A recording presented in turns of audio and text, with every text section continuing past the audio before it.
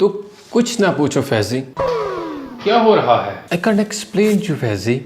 Last week एक customer आई मेरे स्टूडियो में। उसने ना कलर की बात की, ना उसने कपड़े की क्वालिटी की बात की, सबसे पहले आते ही रेंज की बात की। वैसे फैजी हम भी यही पूछते हैं कि रेंज क्या है आपकी। वो भी यही कहते हैं 5 लाख का होना चाहिए, 10 लाख का होना चाहिए, 15 लाख का होना चाहिए, 25 लाख का होना चाहिए। आते ही सबसे पहले रेंज पूछी जाती है, रेंज बताई जाती है।